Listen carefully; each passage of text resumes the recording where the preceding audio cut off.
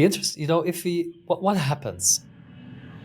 I mean, if we really succeed with this, so extending health spans to a very large degree, maybe even indefinitely, I don't know. What sort of societal transformations do you predict? I mean, are we ready for this? So,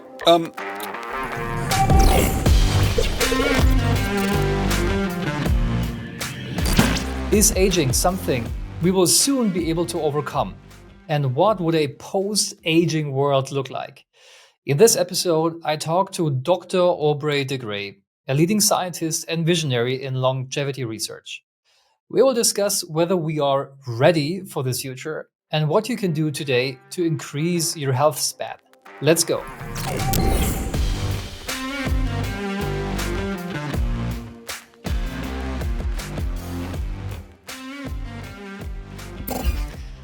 So, Aubrey, let me quickly introduce yourself. You are a world renowned scientist and also a visionary in the field of longevity research. A very interesting field, a booming field right now. You're also president and chief science officer at the LEV Foundation. And LEV stands for Longevity Escape Velocity. Very correct. interesting. We're going to talk about that in a minute. And at LEV, at the LEV Foundation, you explore how we might significantly extend human life and overcome age related diseases. And I think that's interesting because most people view aging as something that's inevitable, as some God-given mystery. What do you think? Is aging really that special? Yeah, it's crazy why people think this. I've never really understood it because I've understood since I was a young child that aging was obviously simply a medical problem, something that could potentially be addressed comprehensively.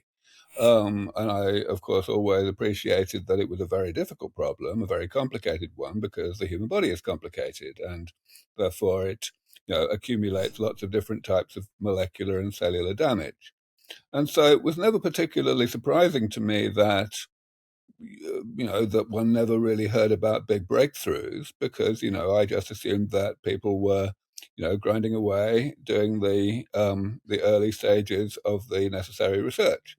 And it was only when I was in my late 20s that I discovered that no, actually, hardly any biologists were working on it.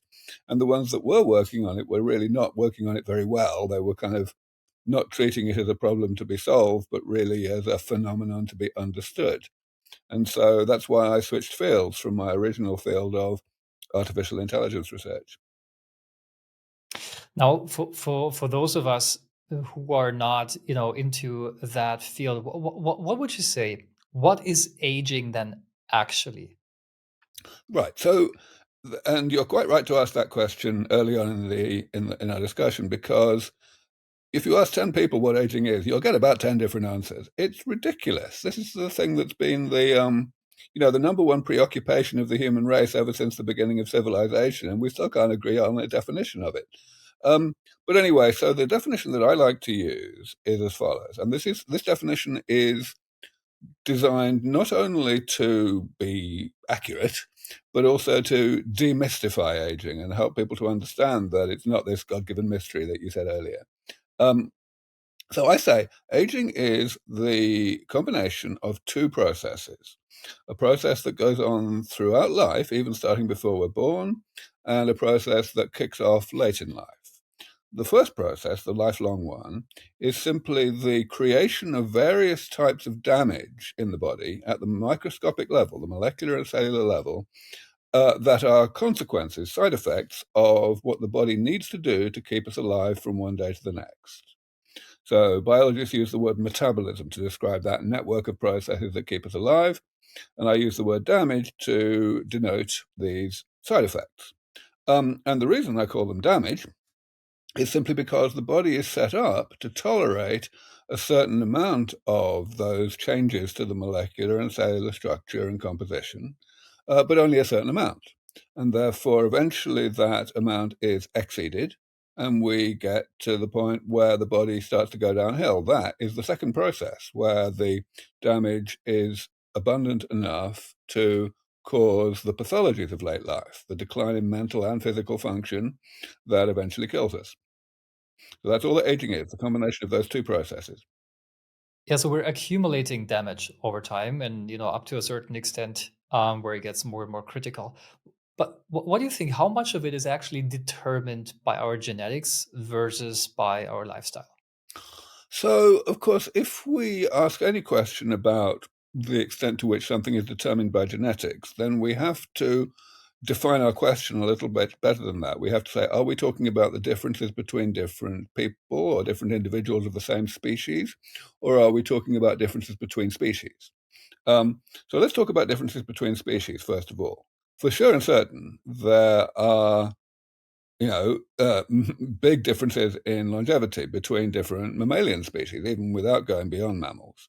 And that is absolutely overwhelmingly determined by genetics, by what genes people versus mice and so on are made of. If we look within a species, it's a good deal subtler.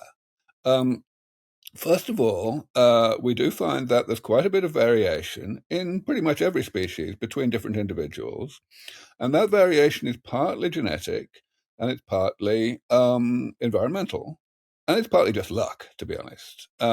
So Mm. it turns out that subtle changes in the level of certain micronutrients during pregnancy has quite an impact on on basically how biologically old you are when you're born, and that stays with you throughout life. There are other things. For example, it's been shown that the longevity of mice is influenced heavily by where in the womb the mouse was sitting, because mice have litters, of course. They have um, several offspring at the same time. Um, so yes, so there are lots and lots of things, but it's not all genetic. That's interesting. The other day I was discussing, around longevity and health span, no, not lifespan, but also health span with some of my friends. And we were wondering, is actually your younger ages, from birth to, I don't know, 10, 18, 20, are you actually aging faster during that than if you're older? Because you're growing and then you stop growing and then other processes in the body, start to take place. Is it Yeah, like accelerated aging in the young ages? How is it? that is pretty much the case, yes. And actually, Uh-huh. I mentioned already prenatal life, before you're born. That's where it goes fast. Aging goes fastest of all. The reason really is because during the early parts of life, we are, as you say, growing. In other words, there's a lot of cell division happening. Um, Cell division is a risky process. It involves replication of DNA, for example, and that can be error prone. Now, that means that the faster you do it, the more errors are going to accumulate because, of course, the cell has a whole bunch of systems for detecting and correcting those errors, but those systems take time. So sometimes you will have a kind of, some damage to the DNA, for example, that happens, and it's possible to repair it, but after it has gone through a round of DNA replication, it becomes more difficult to repair it, maybe impossible. So rapid cell division is definitely bad for you. And in fact, this is probably the main reason why in some species, such as mice and dogs and horses, we see that smaller individuals live longer. In other words, basically, individuals that grew more slowly. Interesting. Yeah, very interesting. Do you believe there is a natural limit to human lifespan then? Oh, of course, but it's irrelevant because the Mhm. definition of a natural limit is how long one can live in the absence of medicine, right? And we're not talking about the absence of medicine.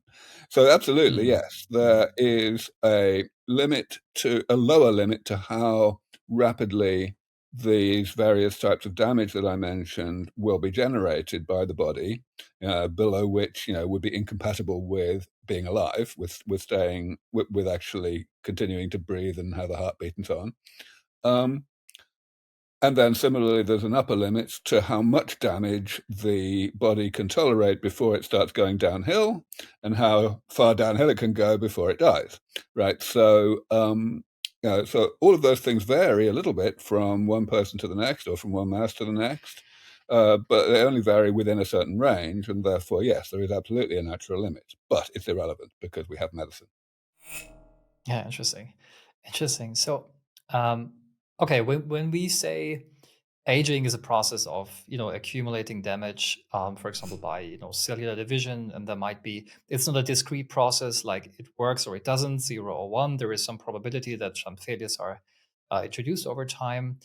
Um, so yeah, we could say, sure, if you want to slow down aging, well, okay, we understand maybe it's just accumulating less of that damage. But reversing aging is a different game. How would you explain the idea of reversing aging Mhm. to someone that's hearing about it for the first time? Yeah, so that's a very apposite question. In fact, when I first started to put forward these ideas about reversing aging, it took several years for my colleagues in the expert community to really understand what I was saying well enough to say that I wasn't talking complete nonsense. It was assumed that reversing aging would necessarily be much, much harder than slowing aging down. And I pointed out, and eventually people understood what I was saying, that no, that's not the case, because reversing aging means putting the body into a state that has less damage than it had before you started, right? Before you started your treatment. But that does not need to occur by reversal of the process that created damage.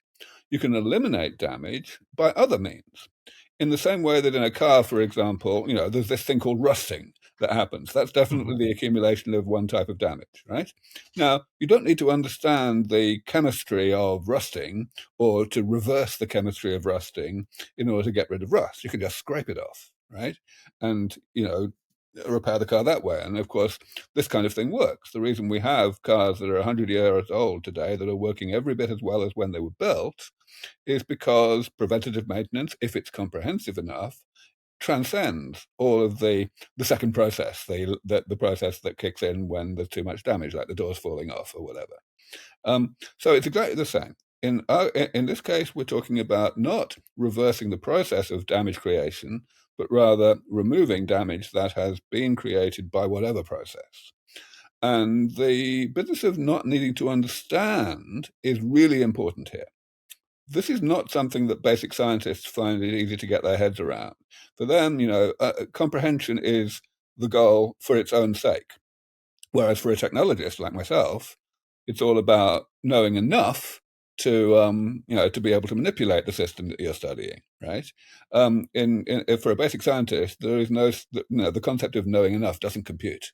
Um, and so so the idea here is excuse me.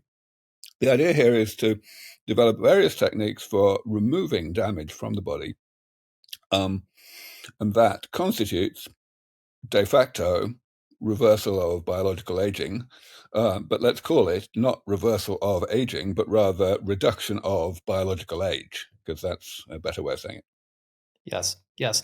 I was just about thinking the exact same thing, because if you talk, or if we would talk about the reversal of aging, what does it actually mean? Because we're not reversing to zero. That's obviously not the maximization that we're after. We don't want to, reverse back to stem cell, of course.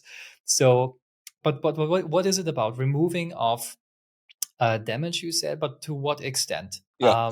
Because So we can uh, actually yeah. remove damage to the extent of going back to age zero. It's just that what we Mhm. don't do is reverse development. During the first, let's say, 20 years of life, we're going through a programmed process of growth and maturation and so on that leads to eventually becoming an adult. And after that, basically nothing happens in terms of development. The only things that happen thereafter are the accumulation of damage, which eventually, as I say, causes things to go wrong. Now, that damage has been accumulating silently, harmlessly, during the first 20 years in parallel with development. The reason it was harmless is because it hadn't yet reached the level that is bad for you, that kicks off the pathologies of late life. And of course, it doesn't reach that until middle age or whatever. But no, so the idea is we can reverse damage all the way. in principle. It's just that we would not do anything to development. So at the LEV Foundation, the Longevity Escape and Velocity Foundation, tell me a little bit more about that. What are you doing there, and why is it critical to longevity research? What we're doing at LEV Foundation is the kind of last stage of the research program that I conceived 25 years ago. Um, this whole way of going about addressing aging and keeping people healthy for longer, and therefore as a side effect keeping people alive for longer, this is a divide and conquer strategy. Because the body, as I said, it's really complicated. It does an awful lot of different types of damage to itself over time.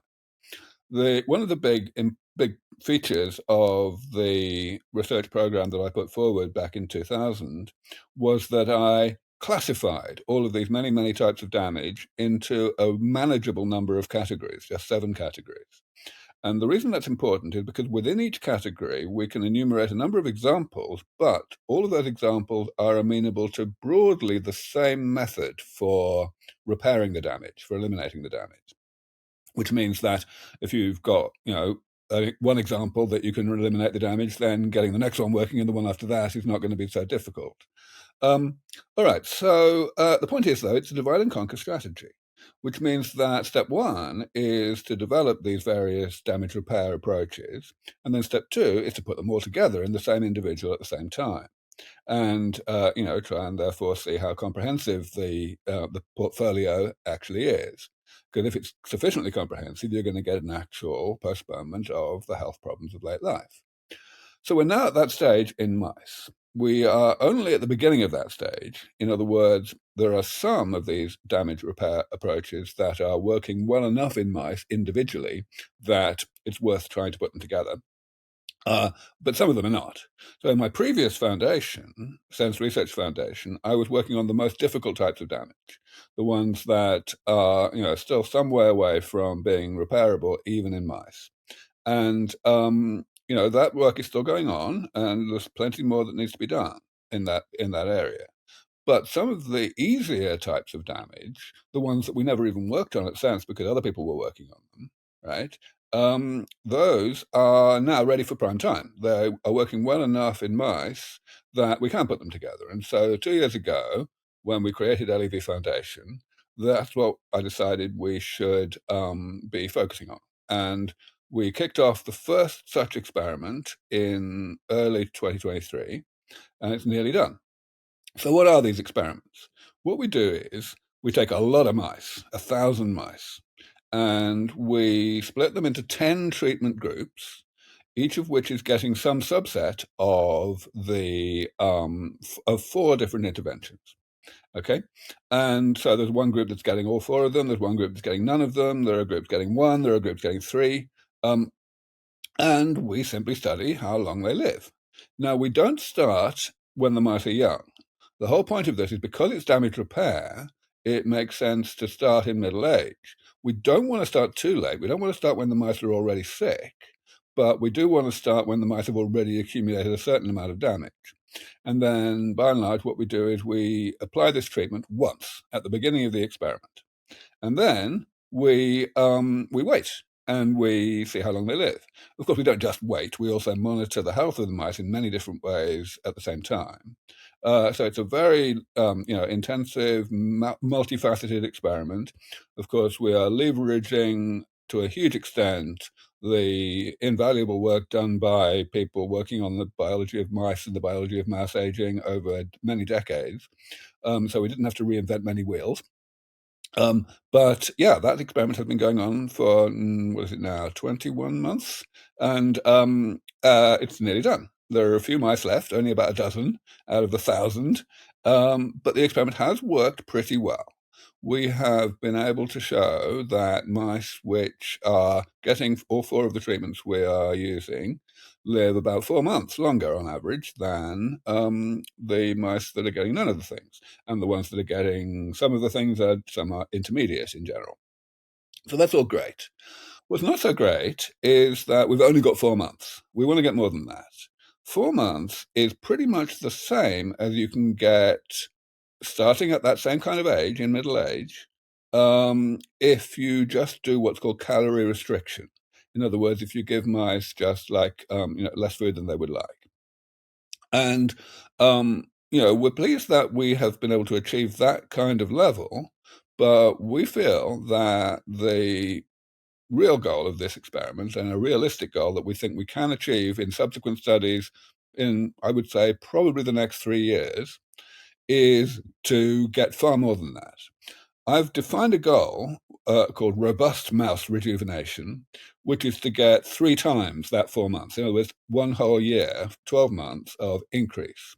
So putting specific numbers on this, the mice that we use normally live on average about 2.5 years.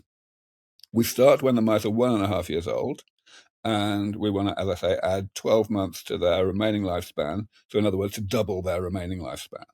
And we believe that we can do it, and we believe that when we do it, the whole conversation around the malleability of aging in humans will be completely different. Why do you use mice in your lab? We use mice in our studies for the same reason that every medical research team uses mice, namely that they are, we can manipulate them. We can do things to mice that we can't do to humans. We can tell them who to breed with, things like that. Mhm. And we have a lot more ability to generate information. We are, of course, trying to get something that works so that we can then try it in humans with, maybe some tweaks, maybe some, rationally designed changes. Now, of course, the main reason why you probably asked this question is because in medical research generally, we see a rather low hit rate. If something works in mice, it most of the time doesn't work in humans. The only real reason why people do this mouse work is because even though the hit rate is low, it's higher than if you don't do the mice. In other words, if something does not work in mice, then it's even less likely to work in humans than if it does. Now, this is also true for mouse lifespan work. People have studied, of course, the impact on lifespan of various interventions. And again, the translation hit rate has been rather low. But we feel strongly, in fact, that the chances are much better with the kinds of interventions we're doing, these damage repair interventions. Why is that?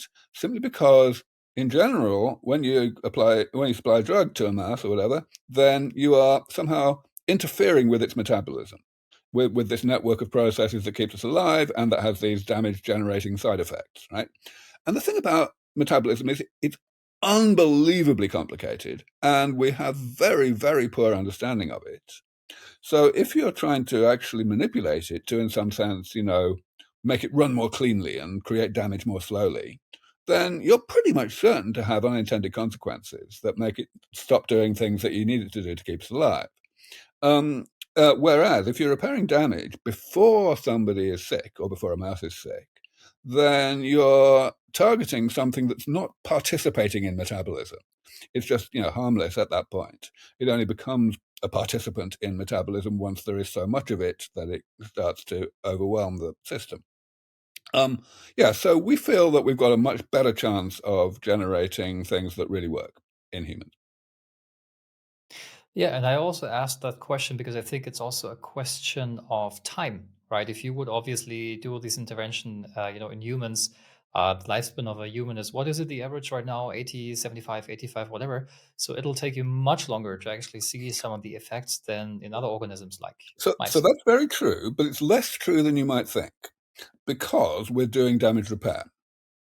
So in these experiments, we start when the mice are already within 1 year of their average longevity. So we get results in a year. We can see whether the mice are living longer. Whereas if we were doing things that had to start early, it would take 2 or 2.5 years.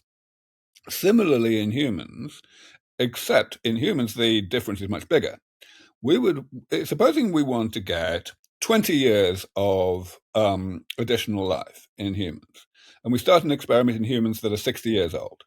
Okay, so they've got 20 years to live or so on average, right? And we want to make it 40. We want to get those people out to 100 on average. we would not have to wait, 40 years or even 25 years to see whether we were having an effect. We could see the effect in the first few years because we know what biological rejuvenation means in terms of mortality. We could look at simply what proportion of our treated people are dying. And a 20-year postponement of aging, 20-year rejuvenation, would equate to roughly a factor of 6 reduction in the likelihood of death, in the frequency of death. So that's a big number. You don't even need to do a big trial, right? So you can take 100 people, and when they're 60, you'd expect maybe 10 of them to die in the next 5 years, something like that, some small number like that. Okay, and if your treated people, only 2 of them die in the next 5 years, then you've got a statistically significant result already, even with only 100 people. Right? So this is not actually as hard as it sounds, so long as your effect size really is that big. Now, of course, there are other ways that people are trying to develop to measure biological age in a useful manner. And there is lots of progress on this, and there's lots of money around it now. There's particular interest in something called epigenetic clocks, which are measures of biological age that started being developed maybe a decade ago. And they're pretty good now. They can make reasonable predictions of how long it's going to be before you get sick. At least they can do so in mice, and they can pretty much do so in humans. The difficulty with these things, the shortcoming that they currently have, and that I think they're going to have for a while yet, is that they need to be robust across interventions. In other words, you need to be able to use them as a surrogate endpoint to say, okay, this really does predict whether the intervention has worked. And at this point, we can't say that. Of course, the difficulty is that you create your epigenetic clock or whatever by looking at existing data. And by definition, existing data consists of people who have not had therapies that have not yet been developed. Right? So you don't know whether the clock's going to work on therapies that you try it on later on. We shall see. But certainly mortality is a damn good assay. And if you're talking about mortality of people who are not yet sick, people who are in their late middle age, like 60 or 70, then you're talking about genuine reduction of biological age as opposed to treatment of a disease. How could I, measure this today? And is it so as a human, my biological age, but also maybe the effect of some rejuvenation? Mhm. And, is it just the one biological age, or is it that different parts of my body actually have a different age? So first of all, absolutely, there's not. One can try and come up with a single number, but for sure, different organs and tissues will have different things going on in them that will translate into different biological ages, and you're only as old as as young as your weakest link, right? So that's certainly an important thing to take into account. But to answer the essence of your question, what can you do today? The thing is, we don't need these sophisticated omic technologies to assess biological age, at least reasonably well. We can assess it based on function, on things like how fast can you walk, how tightly can you grip something, how good is your memory, things like that. And these assays have been developed over many years, also for mice, incidentally, and we've been doing those assays. But yeah, I mean, so they are still probably the best measures of biological age. Of course, one can also do metabolic analysis. One can take blood samples and measure, hundreds of things in one's blood that typically change with age and get some kind of correlation, some kind of indication of how biologically old one is by each of those measures.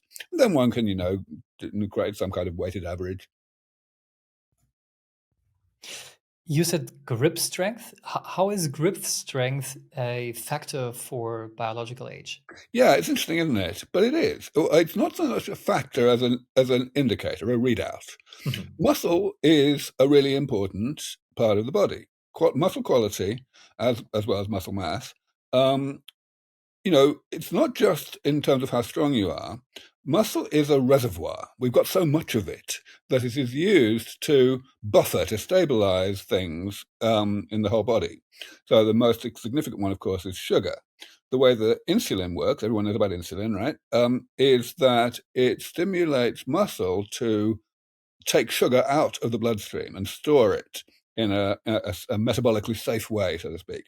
And this is useful because it means that the sugar is not floating around in the bloodstream doing damage, like reacting with proteins and things.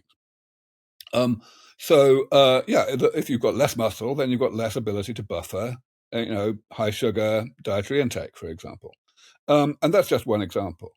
So yeah, muscle matters a lot. And the more you have and the quality it is, which is measured by strength, the better. And grip strength is just the easiest way to measure that. Interesting. So if you look at the technology in the next couple of years, I mean, we're not predicting anything here for sure. But according to your research, what scientific and also what technological unlocks are needed to, realize damage repair, aging reversal, in, at scale? Well, first of all, let me talk about predictions. So I believe that if there's one single biggest error of judgment and mistake that the overwhelming majority of my colleagues in the biology of aging make and have made since forever, it is to refuse to make predictions about what's going to happen in the future in relation to intervening in aging. I've been saying this for 20 years, and it hasn't really worked. But I believe that we've got a huge problem there. Of course, this is pioneering technology, and therefore, any prediction that one makes has to be probabilistic. So when I say that I think we will reach longevity escape velocity in 12 to 15 years, I am always very careful to say that I believe we have a 50-50 chance of getting there within 12 to 15 years, and that we have at least a 5% chance of not getting there for 100 years, right? Because we just don't know what unforeseen obstacles we may encounter. But overwhelmingly, my colleagues refuse to say things like that. And I believe that that's a huge problem because the absence of expert predictions leaves non-experts in a position of having to, figure out their own predictions about what's going to happen. And of course, since we have made pretty much no progress against aging in the whole of the history of civilization, despite all manner of people over the years saying we could, the inclination is to assume that we never will, and therefore that slows down research because it means that if it's a mug's game, it's a pipe dream, then one isn't going to be very interested in having one's tax dollars spent on it, for example. And so I believe that my colleagues have been massively shooting themselves in the foot all these years. It's gradually changing now. But that's what I wanted to move on to in answering your question, because the question is, how will it move on decisively? How will it change decisively? How will my colleagues start saying the things that I've been saying for so long? And I believe that that's the main value of the studies that we're doing at LEV Foundation. I believe that once we do achieve this 12-month postponement of the health decline of normal mice, starting in middle age, then all my colleagues will feel able, they will feel they have permission to say publicly things that at the moment they would not say because they would be scared of being accused of saying something irresponsible, right? And that's what's going to change everything. That's when influencers, Oprah Winfrey, Joe Rogan, Mr. Beast are going to be out there, saying, well, look, if we can do this, then we kind of have a moral obligation to do it as quickly as we can, to alleviate suffering and save lives and all that. And the following day, it will be impossible to get elected unless you have a manifesto commitment to have a proper war on aging, to take this seriously. And, at the end of the day, elected representatives have one goal in life, which is to get re-elected. So, in a very real sense, that on that day, my job will be done. it can't be unspoken. If it is out there, you can't take it back. Right. I agree. The interest, if we what happens? I mean, if we really succeed with this, so extending health spans to a very large degree, maybe even indefinitely, I don't know. What sort of societal transformations do you predict? I mean, are we ready for this? So, of course, I spend an awful lot of my time rebutting various concerns that people have about what a post-aging world would be like. And a huge part of my problem is that movies keep describing a post-aging world in dystopian ways for clickbait, essentially. uh, the first thing I want to say, giving a kind of general overview rather than going into specific things like, oh dear, won't dictators live forever, or where will we put all the people and so on. First thing I want to say is whenever we're looking at a particular concern, we have to ask how soon will that concern be likely to raise its head, if it could raise its head at all. And so in the case of like, where would we put all the people? You can just do the numbers. You can say, well, there is no way in the world that we would have any problem of having enough space in the world for hundreds of years. We would have to have a very large increase in the population, even if we didn't move into space or whatever. And hundreds of years is not something we should be thinking about. We should not be making our decisions today on the basis of how we think the world's going to be a few hundred years from now, simply because there are just too many unknown unknowns. It would be ridiculous to make such decisions. Now, when I say we don't have to worry about overpopulation for hundreds of years, of course, what I'm doing there is I am deliberately ignoring the overpopulation problem we have today, which is, causing climate change and so on. And the reason I am is because that problem is to do with pollution. It's not to do with too many people. It's to do with how much pollution the average person generates. And of course, there are people working on that, whether it's carbon capture, whether it's, bacteria that eat plastics, and those technologies are coming along really soon. So, the idea that that we would have to worry about those things, when we get more people, is just ridiculous. We know that the so-called overpopulation problem we have today is going to be alleviated over the next couple of decades, way before there are any demographic consequences of getting rid of aging. Similarly, things like, for example, how will we pay the pensions? That one comes up a lot. Or won't there be inequality of access? These are economic concerns, which again are just absurd when one thinks like an economist. When one says, okay, what is the economic incentive for a government to ensure that there is no restriction on access based on ability to pay? The answer is it's enormous, because not giving someone anti-aging therapies that work means you're going to have to treat them for the problems they get as a result of having been born a long time ago. And that is the overwhelming majority of today's medical budget. Similarly, pensions, hello, in case anyone had forgotten, we're about to not have an economy based on full employment anymore because of automation. Again, it's coming really quickly. So it's all about how soon a particular thing is going to potentially be a problem, and that can tell us whether to think about it. So then, if we look at the opposite side of that, we say, okay, what are the things that are going to happen much sooner?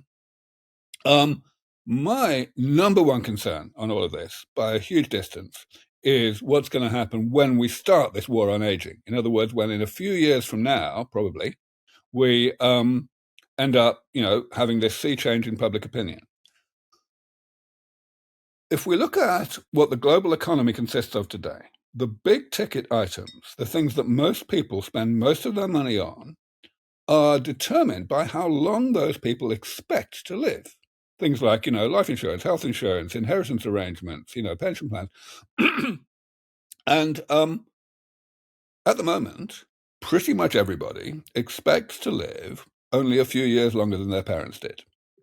Now, what's going to happen when this sea change caused by experiments like the ones we're doing at LEV Foundation succeed, when those experiments succeed, what's going to happen is people are going to go overnight from thinking that into thinking, so long as they're below the age of, let's say, 60 or 70 at that time, that they're probably going to live indefinitely. And that changes everything. And, the insurance companies and the pension funds and so on are totally not ready for that. I've been out there for the past several years telling people this, when I get invited to speak at companies like that. I'll give talks with titles like Anticipate the Anticipation. And, and I explain all this, and everyone's terribly courteous, but you can tell that the following day they're going to come in to work and, it was all a bad dream and they get on to do what they were doing anyway. It's very depressing. I was also thinking about personal relationships. Imagine, when people now live for, I don't know, centuries or whatever, how might this change personal relationships, love, Yeah. parenting, friendships? Well, so there's a few things to that. First of all, friendships and indeed intergenerational relationships within a family. We have this huge stratification at a cultural level. People even 10 years apart, let alone 40 years apart, just tend not to listen to the same music, right? Now, it very well may be that that's because people in general who are, in their 60s or 70s cannot keep up with their granddaughters on the dance floor. And if they could, things might be considerably different. Then, people often talk about marriage, and till death do us part and so on. That's a rather idiotic one to talk about because we've already got a huge change in terms of how many relationships actually last or lifelong. That has resulted just from the modest increase in longevity that we've seen over the past 50 years, shall we say. That's obviously a problem that, we already seem to be able to accommodate. There may be other changes. Of course, one change that we may see, which we certainly do see across society already, is a reduction in how many kids people have. You might think, well, oh dear, when people live indefinitely, and especially when there's no menopause anymore, or when you can turn menopause on and off, which is likely to be the way we do it, then women are going to be able to have many more kids, right? But we have to remember that when any society goes through its demographic transition into, women having more emancipation and education and prosperity, they tend to have many fewer kids, but also they tend to have them later. They've got choices of what to do with their lives before they do this terribly time-consuming thing. And they only have them a little bit later, but that's because we have menopause now, so they're only able to have them a little bit later or not have them at all. And when that's no longer the case, it seems pretty much nailed on that the average woman is going, for those same reasons, to postpone having their first kid for another decade and another decade because they can, right? So actually, I perceive that the fertility rate is going to go down as a result of when measured as number of babies born per calendar year worldwide, as opposed to number of babies that a given woman has during their entire life, because we don't know the answer to that, because we don't know how long that entire life is going to be. That's again counterintuitive, but pretty obvious when you think it through. And what can I do today? I mean, what are some of the scientifically proven and maybe the most effective methods to reverse the damage that I've done to my body? So at the moment, we've basically got nothing that reverses damage. We've got things that look a bit like reversing damage, but what they are repairing things that are not damaged by my definition. My definition of damage is irreversible. Like the body does not have systems that know how to repair it. But the creation of those kinds of molecular and cellular change, it's almost always a multi-step process, and the intermediate steps are repairable. It's just the body doesn't do a proper job, doesn't do a complete job in repairing those intermediates. So some of them get through to the point where there's no repair possible. So The question really is, what can one do to enhance the performance of those repair processes that repair pre-damage? Let's call it pre-damage, right? And of course, there are things you can do, but they're things you already know. Don't smoke, don't get seriously overweight, eat a reasonably varied diet. Over and above that, there's essentially nothing. It's like you might be able to get a few months, maybe a year if you're lucky. Worse than that, it's different things for different people. The subtle differences between different people's metabolism turn out to matter a lot in terms of what one needs to deal with. So, for example, there's a vitamin called vitamin B12, which is important for various for various aspects of metabolism. And I turn out to have a slightly low level of vitamin B12. And in particular, the result of that is that I have a rather high level of something you're not supposed to have a high level of, called homocysteine. Now, it seems that I'm sufficiently well built that high level of homocysteine isn't doing me any harm yet, but it's still a bit of a red flag. So I'd like to do something about this. And it turns out that you have to look at the details. If I take vitamin B12 as a supplement, it's not necessarily going to help to lower my homocysteine. Why not? Because there are various different subtypes of vitamin B12, and you have to take the right one in order to have the right effect. The genetic reason why I have this particular metabolic peculiarity is because I've got an inefficient copy of one particular gene. And that means that I have to take a particular type of vitamin B12 in order to have an effect on my homocysteine. If I take the type that you can get most easily, it won't work. So these are really subtle things to learn. What this adds up to, if I can make any kind of general statement, is number one, pay attention to your body. Insofar as you're maybe experimenting with different diets, different supplements, just see what works. Don't read books, because you are the only book that matters. Number two, measure as much as you can. Find out as much as you can about what your body really is at the level of, concentrations of things in your blood and so on. And, of course, your genome. You can get your genome sequenced for $1,000 these days, So, that's how to find out things like what I just mentioned about myself. These things are valuable. They will really help you to optimize. But, again, I come back to the first point I made. Even if you absolutely optimize for yourself, you won't get more than a year or two of additional healthy life. The only way, therefore, to improve your chances of living longer is to hasten the arrival of interventions that don't yet exist, so that you have, so that they come along in time for you. And of course, different people have different ways of doing that. If you happen to be very wealthy, or even not so wealthy, then you can always support this work financially. If you happen to have a podcast, you can interview me and educate your audience. If you happen to be a biologist, you can choose which particular field of biology to work on so as to be most impactful.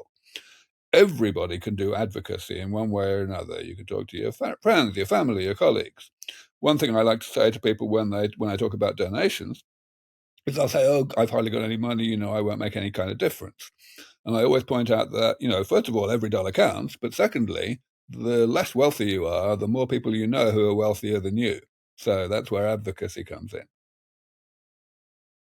It's funny, we're measuring basically everything in our life. We're measuring the bank account, we're measuring goals in our business, in our professional life, we measure all that stuff, but we don't measure our body and things that's going on, which is probably should be the most obvious thing to do, but most of us don't do it. You see, a lot of it is because people don't want to know. In the same way that, diagnosis of actual diseases, and the reason people don't want to know is because they have given up. It's kind of reasonable not to want to know about something that is going to be bad news and you can't do anything about it. You might as well just at least live in blissful ignorance for as long as you can. But of course, the validity of that logic changes over time as we expand the number of things that we can do to improve things. So, lots of cancers, for example, are much more survivable now than they were even 20 years ago. Cardiovascular disease, similarly, and so on. And these are reasons why one really should err on the side of biting the bullet and finding things out, even if they're things that one didn't want to know. And what about sleep? Because there is, there is this hustle culture, of course. It might be changing in the recent years, but me myself, I come from a time where hustle culture is really the thing, right? You basically, the less you sleep, the cooler you are, the most productive you are, and the more people look at you and say, "Oh wow, you're so busy. That's great." Mhm. What about sleep in all of this? Yeah, so thank you for bringing this up. Sleep is incredibly important. Sleep is the time when your brain figures out how to store, how to learn from the experiences of the day. And much more than that, at the biochemical level, lots and lots of things happen when you're asleep, when your metabolism is somewhat depressed, that are, absolutely essential to minimizing the rate of accumulation of damage. Now, some people would go further. So Brian Johnson, who's quite a high-profile person in this field these days, talks a lot about sleep, and he talks about uniform sleep schedules. He has found out that he himself benefits a lot from having a very uniform sleep schedule, and so for quite some time he actually would refuse to make any long-distance journey that involved moving more than 2 time zones, just because it would disrupt his sleep.